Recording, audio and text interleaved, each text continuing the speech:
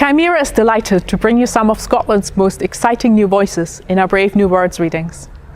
Joanna Corrance is a writer living in the countryside near Inverness. She studied law at the University of Edinburgh before returning home to the Highlands of Scotland. Her interests in writing and literature include Gothic horror, dark fantasy, thriller and science fiction. She is reading from John's Eyes, her debut novella published with Luna Press Publishing earlier this year. I had never seen the world outside the clinic before. My birthplace was a steel room filled with tubes and machines that bleeped and flashed. The doctor's consultation rooms, the theatre and the recovery rooms were built in the same style, all grey and white with flashing green and red lights. Green was good and red was bad. That seemed to be a set rule, which was strange because one day a doctor's husband came in and surprised her with red flowers, which were an even more vicious crimson than the red lights. She seemed delighted. Perhaps it meant that red wasn't always bad. I was going to have to work hard to understand the subtleties of these meanings. John and I left the clinic together. They offered him a complimentary taxi, but he chose to walk, excited by the prospect of seeing the world around him for the first time in 7 years. I worked fast, dabbling with the colours and brightness of the streets and the buildings. It was a challenge compared to the stark whites and blues of the clinic. I sensed John's heartbeat increase, but in a different way. Instead of falling, it felt like he was floating. His complex matter exploded with endorphins. I logged the subtlety of this. Initially, I was startled by colourful machinery that hurtled towards John at a speed that would harm, if not end, his life. Interestingly, he wasn't afraid and simply continued to stroll ahead on the black tarmac as they whipped past him. I began to understand that there were rules that the moving machines were obliged to follow. John was safe so long as he was aware of these rules. The lights in the road flashed red and he stopped. Green meant go, red was bad, and green was good. However, I glanced at the people inside the moving machines and I wondered what the colours meant to them. At the clinic, John had asked about the moving machines that he referred to as cars, and he was informed that he would not be allowed to drive one until the completion of our trial period. I found myself relieved. It was far too early for me to take on such responsibility.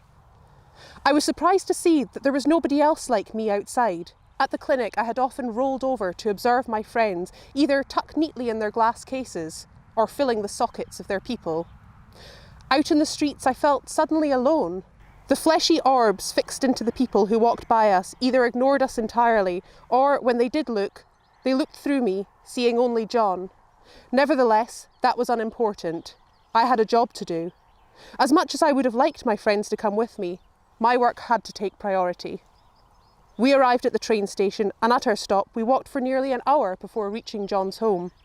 He lived in a block of bricks with lots of other people who all owned sections of the building.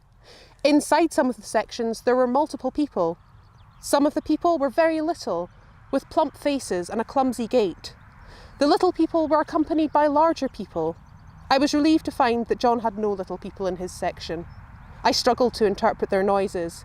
They shrieked, and yet their faces wore an expression that I had learnt to mean happiness. Peculiar. Flat. John called it a flat. It was another one of those words that had multiple meanings. Contrary to my understanding of its definition, John's flat was anything but. The ceilings were high and corniced with extravagant designs. I was displeased by the irregularity of the edges in the flat. None of them were as neat as back in the clinic. I could tell that John was disappointed by what he saw. He considered his surroundings bland and scrunched up his face in distaste at the bars that surrounded the walls and the red buttons with red cords that hung from the ceiling. I was uncertain if they were the good red or the bad red, but going by John's reaction, I had to assume they were bad. He walked slowly towards the cupboard, holding his breath as he opened it. There was a small wooden block on the floor with a coiled metal design and a small mould-covered piece of food perched delicately on the metal end. I analysed its components and identified it as a trap. Fortunately, it was too small to cause John any harm. He sighed in relief and he shut the cupboard door. Examining his reflection in the bathroom mirror, John ran his index finger down the groove of his cheekbone and stroked the line of his jaw, admiring how different he looked when he was clean-shaven. I recalled how he had told a nurse that he was nervous about seeing himself for the first time in 7 years, uncertain as to whether he had aged well. Therefore, I adjusted the filter so that the lines beside me smoothed out, and the flecks of grey in his head of curls were seen to be the colour of toffee. He smiled with satisfaction at his reflection, revealing teeth that appeared straighter to him. Proud, I fantasised about the tick in the clipboard. I missed the direct praise that I had become accustomed to at the clinic, but was aware that I would now have to derive satisfaction from my own successes.